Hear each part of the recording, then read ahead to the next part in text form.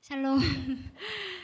네, 안녕하세요. 저는 이제 1년 인도네시아 단기 선교를 마치고 목요일에 막 도착한 이예진 자매라고 합니다.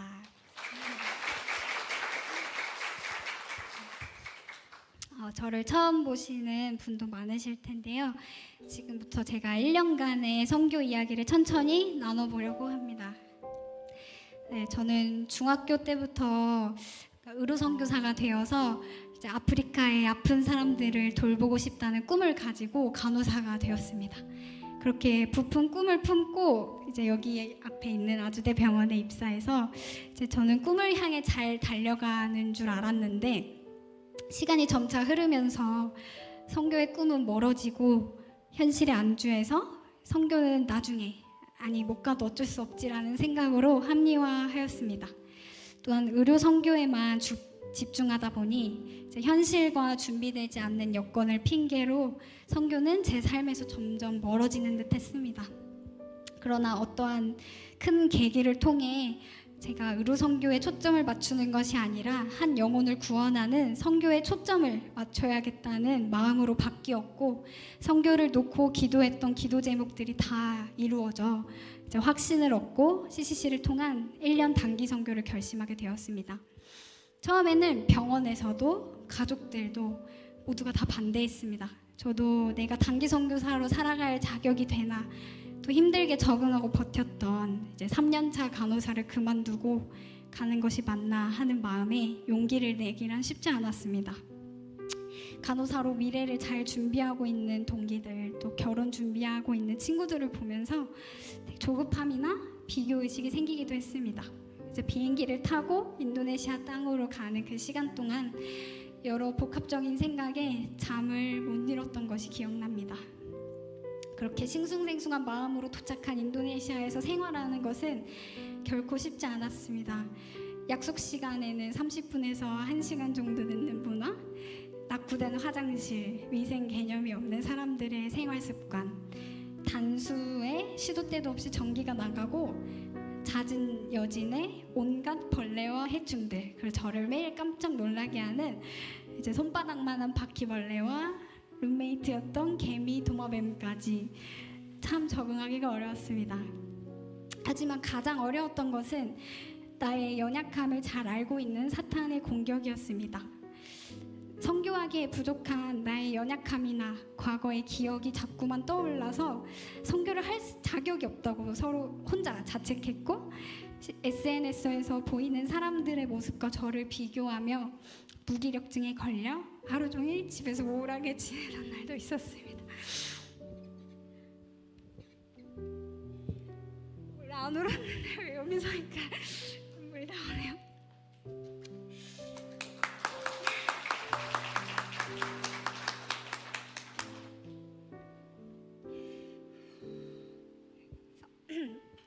제가 현지 문화를 도저히 사랑하기가 어려웠고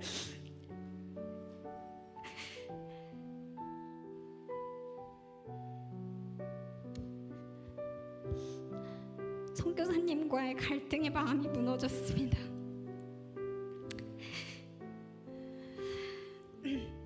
사탄의 속삭임과 거짓에 제 마음을 지키고 하나님께 시선을 고정하며 하루하루를 사는 것이 가장 어려운 삶이자 싸움이었습니다. 선교지는 오늘 하루 하나님과 동행하지 않으면 살아갈 수가 없는 곳이었습니다. 나에게 이르시기를 내 은혜가 내게 족하도다. 이는 내 능력이 약한 데서 온전하여 짐이라 하신지라. 그러므로 도리어 크게 기뻐함으로 나의 여러 약한 것들에 대하여 자랑하나니 이는 그리스도의 능력이 내게 머물게 하려 함이라. 고린도후서 12장 9절 말씀. 그렇게 넘어지고 일어서기를 반복하며 약함이 자랑이 된다는 바울의 고백이 조금씩 이해되기 시작했습니다. 제가 죄인이기에 하나님만 의지할 수 있었고 내 능력이 아닌 하나님이 일하신다는 것을 확실히 느끼게 하셨기 때문입니다.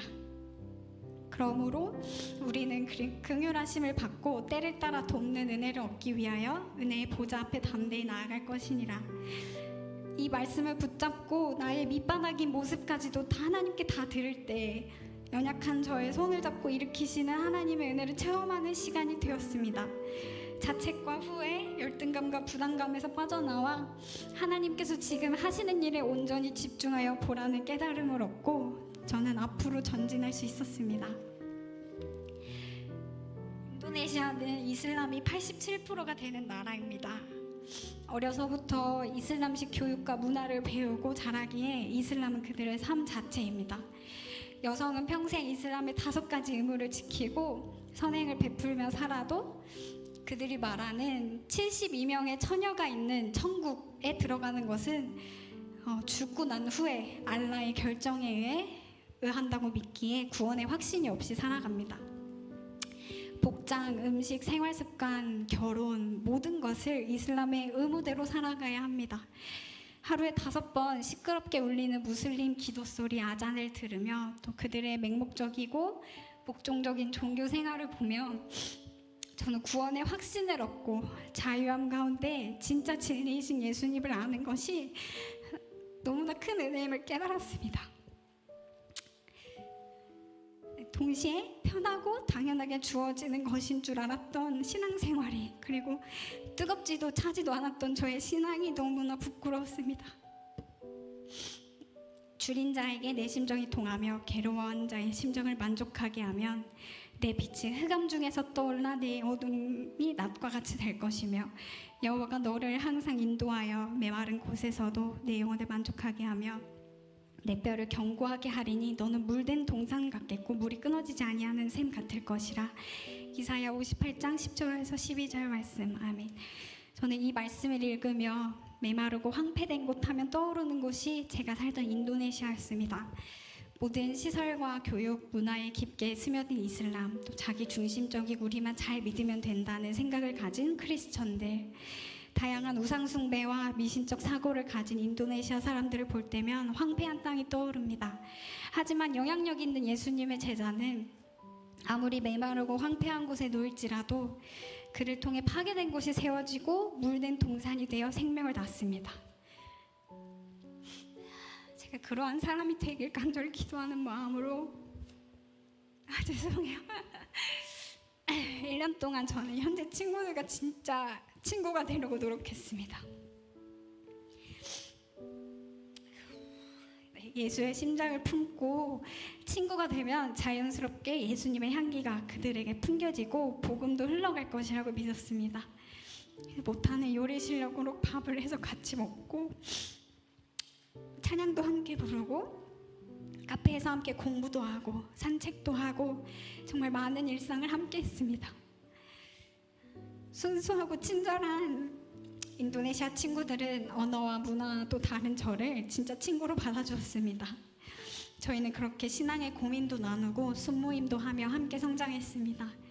현재는 천하보다 더 귀한 12명의 친구들이 저렇게 CCC 공동체에 남게 되었고 선교사님의 양육 가운데 지금도 잘 훈련받고 있습니다. 힘든 순간에 친구들을 보면 웃음이 나오며 힘듦이 정말 눈 녹듯이 사라졌고 외로운 타지 생활에 기쁨이 되어주었던 친구들입니다.